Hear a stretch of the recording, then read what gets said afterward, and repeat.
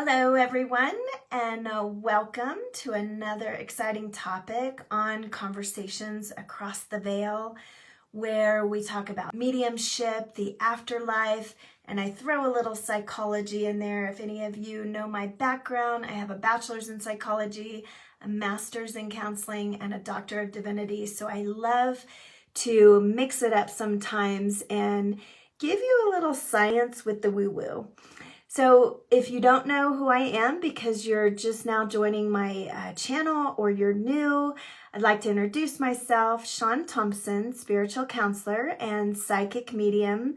I have been doing this work for over 20 plus years and I absolutely love what I do. So thank you for joining me today. I want to jump into this topic of spirit animals and what is your spirit animal. I want to shed some light on this fun and kind of playful topic that a lot of this work is serious, but today we're not talking serious. We're talking, let's have a little fun with the spiritual realm. And remember, your loved ones and guides are using all kinds of ways and methods to get you messages and to connect with you. Spirit animals are definitely one of them. So I wanted to teach you a little bit about each one of them and tell you what they do, why they show up, how to use them in your day-to-day message. So let's jump in. Oh, and if you didn't take the Power Animal Ally quiz that I posted last week, make sure you go back and take that quiz because it's always fun to see what animal spirit shows up for you in your time of need or based on whatever you're struggling with in life. So let's jump in. So first I want to talk about what is a spirit animal. Basically, it's a guide that appears in your life because you need to learn something from them. Often they're considered teachers, omens, guides, messengers, you name it, they're here to deliver the message. And remember, don't shoot the messenger because they have a lot that they can help you with. What do animal spirits do? Let's talk about some of the many ways that they can actually help you, especially if you're struggling emotionally, physically, mentally, if you have a major problem going on in your life and you really need some validation from the spirit realm. Your guides and your loved ones love to send a little messenger in the guise of a spirit animal to help you. And so they help us with vital lessons, they help us make important decisions, and they really help you grow significantly at a soul level. That's one of their specialties. They can also be powerful teachers in life and throughout your whole spiritual journey, especially if you're going through a spiritual awakening. So let's move on in what do spirit animals do? They can guide us, they can protect us, they can lead us into insights into our subconscious if we don't consciously know what to do or what we're struggling with or how to fix a problem. They can reach deep inside and really help us understand what's going on at a subconscious level. They always show up to reveal lessons and truth when we're ready to learn. So you've heard that when the student is ready, the teacher will appear. Well, spirit animals are great at doing that. And lastly, specifically, your spirit animal can teach you lessons surrounding courage, empowerment, interconnectedness, learning how to let go, learning to fully love again, and being able to find freedom. We're going to talk about how to recognize spirit animals, how to recognize your personal spirit animal, and the ones that come in just to give you a little message or a tip or a hint that can help you with what you're dealing with at the time being. So it can be anywhere from, let me give you some examples, a bear, a fox, a deer, or even little ones like a butterfly or dragonfly or even a snail. So they come in all shapes and sizes and they show up just at the right time. I want to tell you really quick before we move on about a story of how a bat spirit animal showed up for me in one of the darkest times in my life. And it was beyond obvious of the medicine that little bat was bringing me, actually multiple bats. when I was living in Texas and I was embarking upon the first part of my spiritual awakening, which alluded to a divorce. I opened up my office door, and in the crack in the hinge in the doorway was a little bitty bat. It was a little fruit bat, and he was stuck in the hinge on the bottom of where you walk through the doorway. I don't know how he got there. I don't know how he survived. But when I opened the door, I saw him, and he was just snuggled up in that corner. And I thought, how weird. And bats do have rabies. They're dangerous. You have to be cautious about it. So I called the maintenance guy over, and he helped it out of the door hinge because I certainly didn't want to shut it and kill it. Well, 2 days later, I was at my house, and my husband had already left the house. We were deciding to get a divorce, and he moved out. I heard all this noise hitting the side of my house, and I looked out the window, and it was probably about 6 p.m. There must have been 100 bats flying towards my house, landing on the side of my house, staying there for maybe, 20 seconds, 30 seconds, and then they all flew away. Now, this just doesn't happen. It scared the crap out of me, to be honest with you. So what did I do as a spiritual counselor and a therapist? I Googled bat spiritual meaning medicine. And let me tell you what that message was, because it was powerful for me. So it meant major life-changing changes are occurring, and we bring you courage to face the dark. Now, if that's not a powerful message, I don't know what is. So what did I do? I cried, I got the ice cream, and I just, watched some flick on TV because I was scared about what was coming. Divorces are hard. But that was a powerful message from this little bitty bat that showed up twice within a 2 to 3 day time span. And that's exactly what I'm talking about, of what I want to teach you to pay attention to, because this is how they deliver messages. So let's move on, because I have questions that my clients ask me, and they want to know, do you just have one spirit animal? Do they stay with you forever, or do they come and go? And the answer to that is both yes and no. So we have what's called transitional spirit animals. These are there to help guide you through kind of tricky periods of growth and change and rebirth. They're spirit animals that don't necessarily stick with you through your whole lifespan, but they come in depending on what lessons you're learning. The bat is a great example of this one for me, because I don't tend to see bats.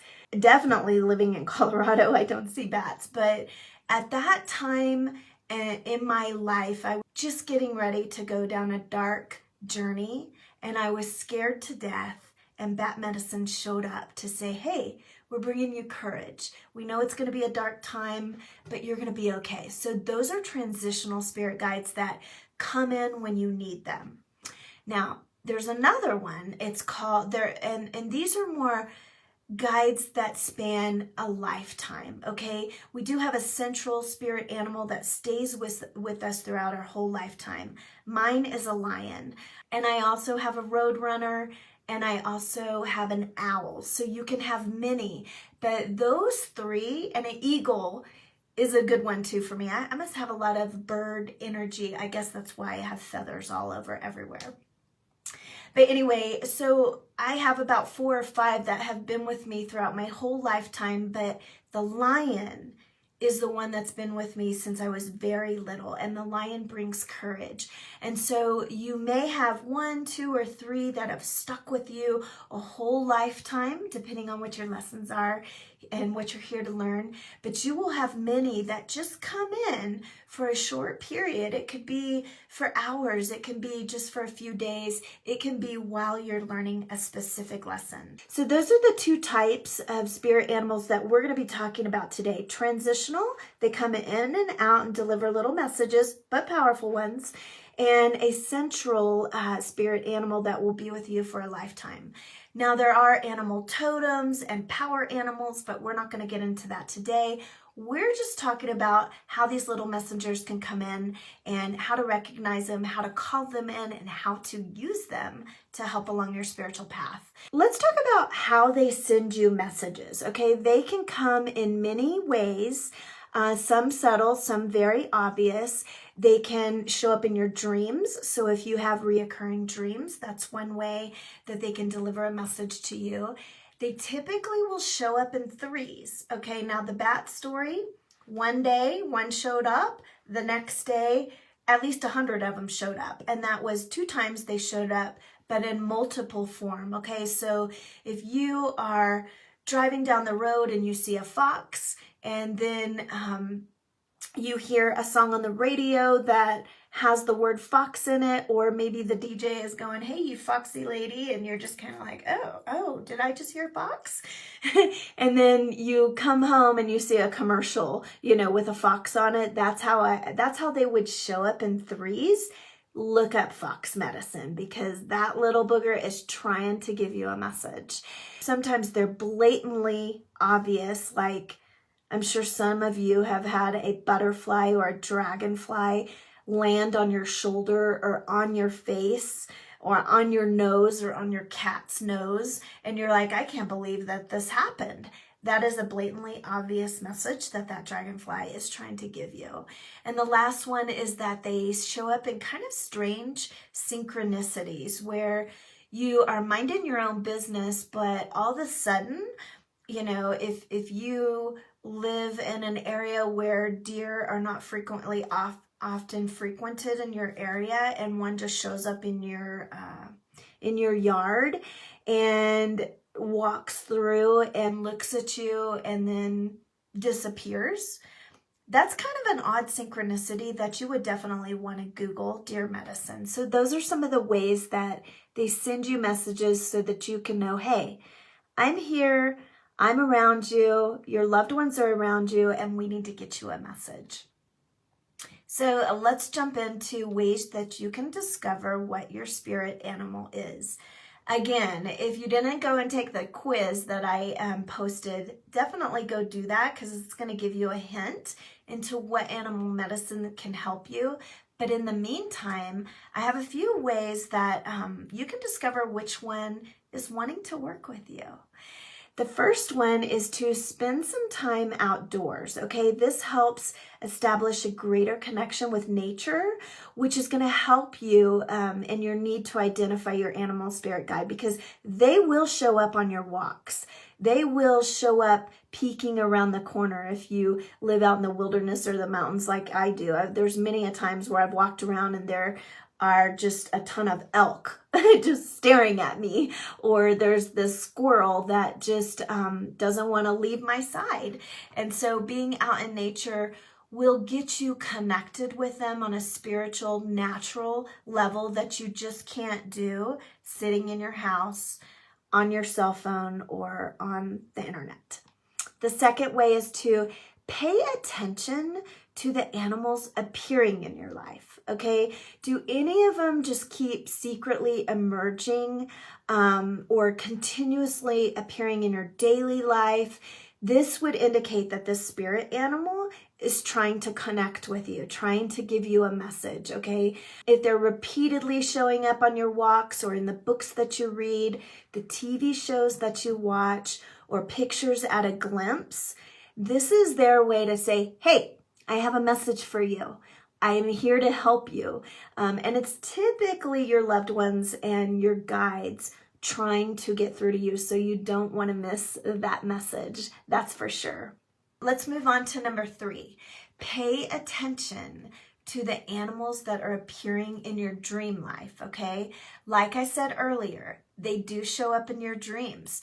You're sleeping, you're relaxing, you're in kind of the spiritual, etherical realm when you're dreaming, and it's the easiest way for them to kind of sneak in a message or a little help or a hint or a tip that you can wake up, hopefully if you remember your dreams, and apply to your daily life. Okay, so look for the animals that seem to be persistently appearing while you're asleep, because this could be a sign that says, hey, I'm trying to manifest in your life. I'm trying to help you with this problem. So look up the message that I'm trying to send to you. Number 4 is be aware of the unusual behavior of animals around you. So if an animal runs up to you, makes strange noises around you, or displays some strange behavior patterns in your presence, that ought to be a clue that they're trying to get your attention. It could be that they're trying to form a connection with you, that they're trying to ask you to be present for the answer that you've been seeking. So pay attention to those weird behaviors. And also, you don't want to come up on a rabid animal, so you definitely want to be present and pay attention. But I'm talking about behaviors like a squirrel chirping at you, or a coyote being playful around you and trying to bring that energy, something that's going to make you go, oh, that was weird, or do you see what that animal's doing? Something to make you stop and pay attention to them. So number 5, think about what animals you have always been attracted to. Are you drawn to a particular animal, either out of fear or adoration? Lion is something that I'm definitely drawn to. Now, a spider, I have to say, I have arachnophobia. If I see a spider in the room, all hell's going to break loose and I'm going to break out in a sweat and I'm going to leave you for dead. Well, spiders have to do with mother issues, and I have some other issues. And so spider is not something as a spirit animal that makes me feel all warm and fuzzy, and I want to bring in. It usually means a conversation that will be had or not had, or hurt feelings, or feelings of rejection that may come in, or the web of just drama that brings into my life. And so even the smallest little animal spirits like a spider, okay, can deliver powerful insight and information as to what's going on with you subconsciously, what you need to work on, what you need help with, all that kind of thing. And another thing too, on a side note, because I've always thought that this was fascinating, is for spiders, for me, when I've done some retrieval work, in a previous life, I was buried alive, and the only way that I knew that I was going to be okay is there were spiders crawling all over me, and I had to be calm and patient so that the person who killed me wouldn't hear me, that I was still alive. And so the spiders actually kept me alive, because I knew that a spider could not have oxygen to breathe if they weren't close to the surface. And a lot of spiders live under the ground. So those spiders actually saved my life. But in this lifetime, I have arachnophobia, and I also have some other issues which spiders are tied to. So you can see the different kind of messages that they can deliver. And some can cause anxiety, some can cause excitement, some can cause fear, but they always deliver a powerful message. Number 6 is try meditation. When you get quiet and centered and you ask for the animal spirit guide to show up for you, to help you with a particular problem, meditation is going to be one of the best ways, because it stills your mind. And you may consciously start thinking of many different kind of animals, but the more you get centered and quiet, one will pop in there. And remember, with meditation, the answer always isn't delivered right then and there. But when you can get clear and state your problem and become calm and ask for help, even when you end your meditation, and let's just say you go on a walk shortly after, your guide will show up. That's how they do it. They like to have fun with you and play with you a little. And the last one is keep a journal. So record what animals you actually encounter in your meditations, in your dreams, in your waking life. Look for patterns and reoccurrences of a specific animal. Remember, they like to show up in threes. And then when you do, it will deliver some sort of feeling or insight or information to you that can help you. Now, one of the best ways to find out the meanings of what the messages are or what the animals, spirit animals represent is you can Google, you take the name, let's just say bear spiritual meaning or bear medicine, you Google it and it will tell you all the cool things that bear energy or bear medicine represents for you. For example, bear is strength and confidence. Another one, if butterfly is one of yours, that's personal transformation. A cat really brings the message of independence and curiosity. A crow is a big one too. Vision, intelligence. A dog is loyalty and love. Dragonfly is transformation again, adaptability. A hawk is focus and leadership. An owl, which is one of mine, is wisdom and intuition. And if you ever want to invoke the spirit of your particular animal guide, you can always meditate with, let's just talk about an owl for a minute. You can always meditate with an owl feather, although they are illegal, so know that. You can have an amulet or a necklace like mine. Has a little owl on there. It's the goddess of Athena. Owl is really important too if that's one of your spirit animals, because as a medium, it helps you connect with spirit. It helps you move from one world to another. So for those of you who are wanting to connect directly with your loved ones and your guides for more insight and information, you can channel in the energy of a specific animal spirit to help you get insight and information. Whenever I'm going into a reading or I'm meditating or trying to connect with spirit, I will always bring owl medicine in because that energy connects me both to the physical and the spiritual realm. So this is what I want you to do. If you have not taken that quiz, go back and take it and see which one shows up for you. And mind you, they're going to change. Mine was elephant the day that I took it. And so, but typically my animal guides that are with me on a daily basis are the owl, the roadrunner, the eagle, the hawk, the lion. But for that particular maybe situation that I was working on in my life, elephant showed up. If you have one that you always work with, drop it down in the comment section below and I will personally give you a little picture with some insight into what your guide means for you, represents for you, and it'll give you a little validation and you can go back and see, oh yeah, I can see what's going on in my life and the medicine that they want to bring to me. They're super fun to work with. They're easy to pick out and to kind of be able to recognize when they show up, and they always deliver a message. And so they're here for you. They're sent from your loved ones, your guides, your higher self, as a way to validate, to encourage, to help work with you on things that you're struggling with in life. Transformation is what I teach, what I preach, and what I am willing to go through the fire for. So speaking of, if any of you are wanting to do some spiritual development, wanting to connect at a deeper level with your loved ones or guides, or if you're getting a message over and over, but you just can't seem to figure out what, you need some clarity around it, or you can't seem to figure out how it's being applied to your life or how you can use it, please schedule a session with me, a private session, and I can tune in for you and we'll see what's going on. If I can help you in any way through spiritual development, if you're struggling with grief, if you've lost a loved one, if you just want a quick fix and need to talk to them, I can help you, so reach out. I hope you enjoyed today. If you have any questions, put them in the comment box below. I will do my best to answer them. And I look forward to more live videos, more amazing topics.